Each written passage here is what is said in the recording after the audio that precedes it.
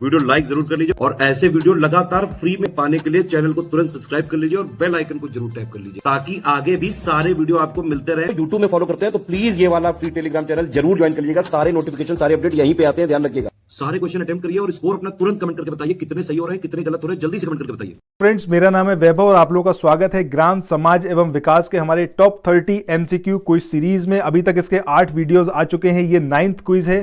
तो इस क्विज को लगाइए और कमेंट सेक्शन में अपना स्कोर जरूर बताइएगा वीडियो के अंत में। पहली बार चैनल को देख रहे हैं, सब्सक्राइब करे बिना बिल्कुल मत जाइएगा, जरूर सब्सक्राइब करिए। ऐसे ही क्वेश्चंस आपको आपके एग्जाम में देखने को मिलेंगे। अगर आपने पहले मेरी क्विज को देखा हुआ है तो आपको समझ में आता होगा कि यहां पर ये वाली क्विज लगाना क्यों इतना इंपॉर्टेंट है। सो अब स्टार्ट करते हैं पहले क्वेश्चन से। पहला क्वेश्चन यहां पर है, एक पक्का बीघा ये कितने कच्चे बीघे के बराबर होता है? 3, 4, 5 या 6? तो सही आंसर क्या होगा इसका? 3। इसके बाद नेक्स्ट क्वेश्चन की तरफ मूव करते हैं। अगला क्वेश्चन जो यहां पर दिया हुआ है वो है आपका, लेखपाल के द्वारा फसली वर्ष में की जाने वाली पड़तालों में रवि की जो फसल होती है इसकी पड़ताल कब से कब तक करता है लेखपाल? तो क्या ये 1 मई से 31 मई तक करता है, 1 जनवरी से 15 फरवरी तक करता है, या फिर 10 अगस्त से 25 दिसंबर? तो सही आंसर यहां पर क्या होगा आपका? 1 जनवरी से 15 फरवरी। ये वो टाइम ड्यूरेशन है जब लेखपाल रवि की फसल की पड़ताल करने के लिए जाता है। इसके बाद आगे मूव करते हैं नेक्स्ट क्वेश्चन पे। अगला क्वेश्चन यहां पर गिवन है, वर्तमान में राजस्व परिषद में कितने सदस्य हैं या फिर कौन कौन इसमें शामिल है? तो देखिए इसमें एक अध्यक्ष हैं, ये वाली बात यहां पर सही है। वहीं अगर हम बात करें प्रशासनिक सदस्यों की तो इसमें 2 प्रशासनिक सदस्य हैं। वहीं अगर हम बात करें न्यायिक सदस्यों की तो इसमें कितने हैं इस समय? 7। तो इस तरीके से ये तीनों ही यहां पर करेक्ट है। तो आंसर क्या होगा आपका? सभी। इसके बाद अगले क्वेश्चन की तरफ चलते हैं। अगला क्वेश्चन यहां पर गिवन है कि निम्न में से कौन सा कथन सत्य है? राजस्व परिषद के प्रशासनिक सदस्य प्रशासनिक और न्यायिक कार्यों का संपादन करते हैं। This is correct. दूसरा, यहां पर अगर हम बात करें तो न्यायिक सदस्य राजस्व वादों का निस्तारण करते हैं केवल। तो ये वाला स्टेटमेंट भी यहां पर करेक्ट है। तो both the statement here are correct. ठीक है। सो नेक्स्ट क्वेश्चन पे चलें। अगला क्वेश्चन यहां पर दिया हुआ है कि राजस्व परिषद का कौन सा अनुभाग जो है वो मुख्य कार्यों के अतिरिक्त ग्राम सभा द्वारा आवंटित भूमि पर कब्जा दिलाने से संबंधित कार्य देखता है? ठीक है, मतलब जो उसका मेन फंक्शन है वो तो परफॉर्म करता ही है, इसके साथ ही ग्राम सभा के द्वारा जो आवंटित भूमि है उस पर कब्जा दिलाने से संबंधित जो भी कार्य हैं उनको भी देखता है। तो क्या ये अनुभाग 3 है, अनुभाग 4 है, अनुभाग 2 है या फिर अनुभाग 1 है? तो इसका जो सही आंसर होगा वो क्या होगा आपका? अनुभाग 2। ठीक है, याद रखिएगा अनुभाग 2 का ये कार्य है। इसके बाद आगे चलें अगले क्वेश्चन पर। अगला क्वेश्चन यहां पर है आपका दाखिल खारिज के बारे में। ये जो दाखिल खारिज की रिपोर्ट है ये तहसीलदार या फिर नायब तहसीलदार के न्यायालय में प्रस्तुत करना राजस्व विभाग के किस अनुभाग का कार्य है? मतलब दाखिल खारिज की रिपोर्ट जो है ये राजस्व या फिर जो आपका तहसीलदार है या फिर नायब तहसीलदार है तो इसके न्यायालय में प्रस्तुत करना ये राजस्व विभाग का कौन सा अनुभाग जो है वो ये कार्य करता है? तो अनुभाग नंबर 10 है, नंबर 12 है, नंबर 13 या नंबर 14? तो सही आंसर क्या होगा आपका? अनुभाग 14। ठीक है, अनुभाग 14 का ये कार्य है। इसके बाद आगे चलें अगले क्वेश्चन पर। अगला क्वेश्चन यहां पर है कृषि दुर्घटना बीमा योजना। इसके बारे में यहां पर दिया हुआ है कि कृषि दुर्घटना बीमा योजना के अंतर्गत दिया जाने वाला बीमा प्रीमियम निम्न में से किस बीमा कंपनी के द्वारा दिया जाता है? क्या ये the oriental insurance company limited है या फिर ये भारतीय जीवन बीमा निगम है या फिर यूनाइटेड इंडिया इंश्योरेंस या इनमें से कोई नहीं? तो सही आंसर क्या होगा आपका? पहला वाला, यानी कि द ओरिएंटल इंश्योरेंस कंपनी जो है इसके द्वारा ये चीज़ दी जाती है, मतलब जो बीमा होता है ये करता है इसका काम। इसके बाद अगले क्वेश्चन की बात करें। क्वेश्चन नंबर 8 यहां पर है, भारतीय संविधान का कौन सा अनुच्छेद है जिसमें राज्य वित्त आयोग के प्रत्येक 5 वर्ष पर गठित किए जाने का प्रावधान है? मतलब जो आपका राज्य वित्त आयोग है हर 5वें साल इसका गठन किया जाएगा। ये जो प्रावधान है ये कौन से आर्टिकल में है? Article 243B, article 243C, article 243I और आर्टिकल 243Y या फिर आर्टिकल 243C और 243K? तो यहां पर सही आंसर क्या होगा आपका? अनुच्छेद 243I और अनुच्छेद 243Y। ठीक है, तो इसमें यह प्रावधान किया गया है कि राज्य वित्त आयोग जो है इसका गठन किया जाएगा हर 5वें वर्ष। इसके बाद अगले क्वेश्चन की बात करें।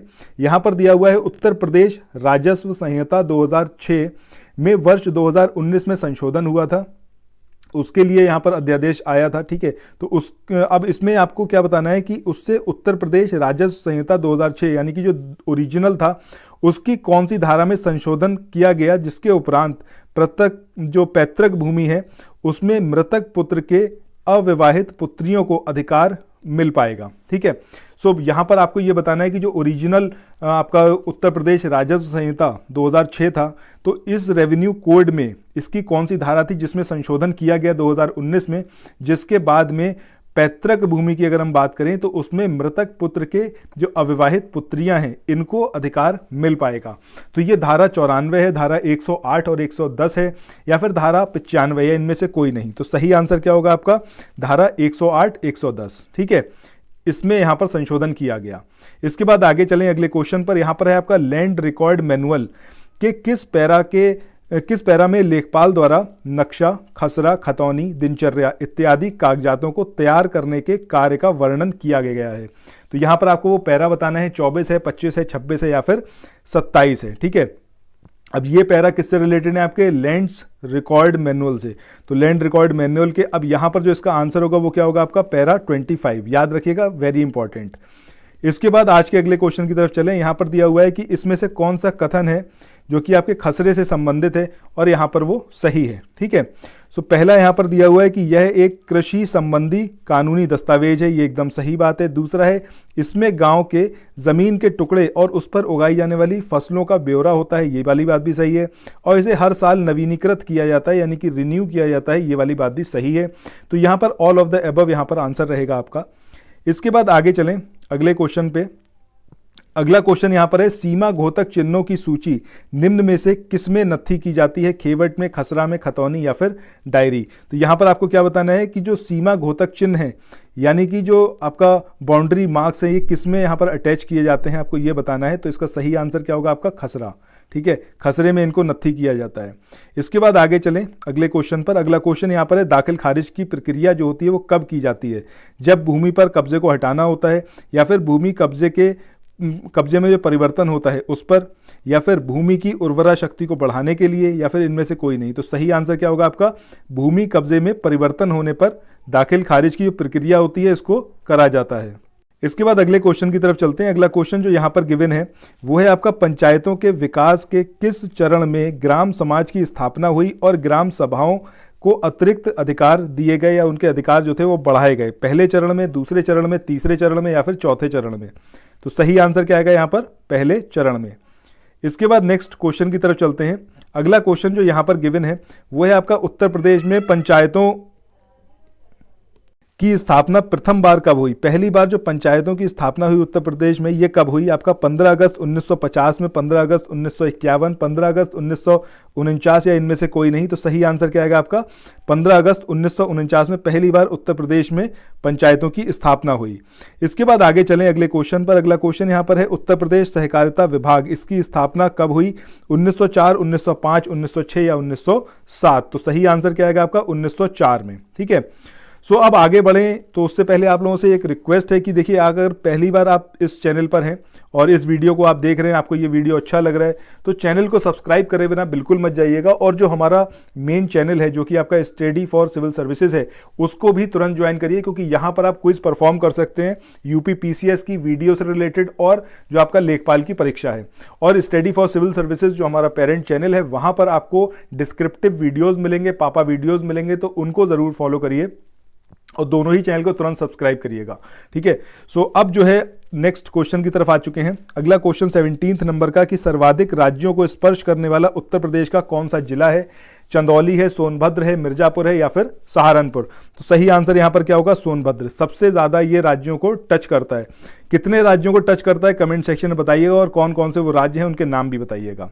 इसके बाद अगला क्वेश्चन है उत्तर प्रदेश के कुल जो 18 मंडल हैं इसमें से जो यहाँ पर आपको मंडल दिए हुए हैं कौन सा है जो मंडल नहीं है? ठीक है, टोटल 18 मंडल हैं। अब यहाँ पर आपको 4 मंडल दे रखे हैं या फिर 4 ऑप्शंस दे रखे हैं, आपको बताना है कि इसमें से कौन है जो कि मंडल नहीं है। मुरादाबाद, मेरठ, मिर्जापुर या फिर चंदौली। एंड आई होप कि आपको ये चीज़ पता होगी अच्छे से। 18 मंडल यूपी जीके है एकदम एग्जैक्टली आपका ये, ठीक है। तो सही आंसर क्या होगा आपका? ये चंदौली। और ये बेसिक्स हैं, ये तो आपको यूपी जीके के बारे में पता होने चाहिए। इसके बाद अगले क्वेश्चन की बात करें, यहां पर बात हो रही है कि उत्तर प्रदेश राज्य महिला आयोग की जो वर्तमान अध्यक्ष है, इनका नाम क्या है? सरला चौधरी है, विनीता सिंह है, विमला बाथम है या फिर श्यामा प्रसाद।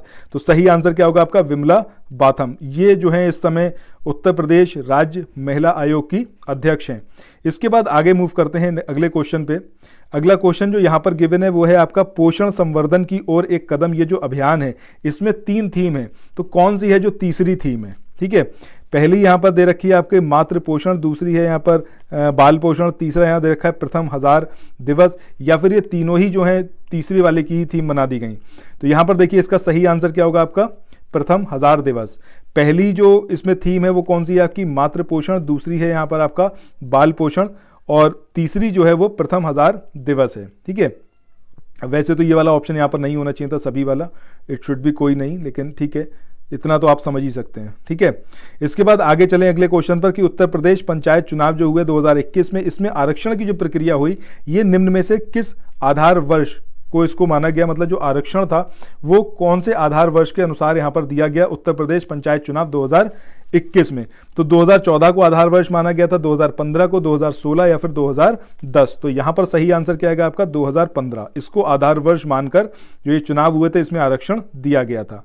इसके बाद अगले क्वेश्चन की बात करें, यह है आपका जेवर एयरपोर्ट के बारे में। यहां पर जो हवाई पट्टियां हैं उनकी संख्या पहले 2 थी, अब उससे बढ़ाकर कितनी करी? 4, 5, 6 या 8? तो सही आंसर क्या आएगा आपका? 6। ठीक है, अब कितनी है? 6 कर दी गई है। इसके बाद आगे चलें अगले क्वेश्चन पे। यहां पर अगला क्वेश्चन है, उत्तर प्रदेश में निम्न में से किस जिले में पुरुषों की जनसंख्या सर्वाधिक है? इलाहाबाद, मुरादाबाद, गाजियाबाद और लखनऊ। तो सही आंसर क्या आएगा आपका? इलाहाबाद। कमेंट सेक्शन में आप लोग बताइएगा, अगर हम महिलाओं की बात करें तो महिलाओं की जनसंख्या सबसे ज्यादा कौन से जिले में है, ये कमेंट सेक्शन में बताइएगा। इसके बाद आगे चलें अगले क्वेश्चन पर। अगला क्वेश्चन यहां पर है, उत्तर प्रदेश के किस जिले में लिंगानुपात सर्वाधिक है? जौनपुर, आजमगढ़, देवरिया या फिर प्रतापगढ़। तो सही आंसर यहां पर क्या आएगा आपका? जौनपुर। सबसे ज्यादा यहां पर लिंगानुपात है, कितना है ये कमेंट सेक्शन में आप लोग बताइएगा। ठीक है, इसके बाद अगला क्वेश्चन है, जनगणना 2011 के अनुसार उत्तर प्रदेश में कितने ऐसे जिले हैं जिनकी जनसंख्या 10 लाख, यहां पर 10 लाख लिखा होना चाहिए था, ये मिसिंग है, 10 लाख से ज्यादा है। 10 है, 12 है, 14 है या फिर आपका 16 है? कितने ऐसे जिले हैं जहां पर जनसंख्या कितनी है? 10 लाख से ज्यादा। तो सही आंसर क्या आएगा आपका? 12 जिले। ठीक है, इसके बाद आगे चलें अगले क्वेश्चन पर। अगला क्वेश्चन यहां पर है, जनगणना 2011 के अनुसार उत्तर प्रदेश की कुल साक्षरता दर कितनी है? 67.2, 67.3, 67.5 या फिर 67.7? तो सही आंसर क्या होगा आपका? 67.7 यानी कि 67.7। इसके बाद अगला क्वेश्चन है ताज बेगम के बारे में, और बहुत ही बढ़िया, ये मतलब क्वेश्चन भी बहुत बढ़िया है और ये पर्सनैलिटी भी बहुत बढ़िया है। अब इनके बारे में यहाँ पर आपको स्टेटमेंट दे रखे हैं, आपको सही चुनना है। अब पहली चीज़ तो ये कि ये मुस्लिम थी लेकिन कृष्ण भक्ति में ये लीन थी, बिल्कुल वैसे ही जैसे मीरा। ठीक है, सो मीरा की तरह ही थी, और इन्होंने अपनी दीक्षा जो ली थी विट्ठल नाथ से ली थी। बहुत इंपॉर्टेंट पर्सनैलिटी है और ये ऐसी साझी विरासत है हमारे उत्तर प्रदेश की जो यहाँ पर हिंदू मुस्लिम एकता को प्रदर्शित करती है। ठीक है, उसका भी एक ही जीवंत स्वरूप है।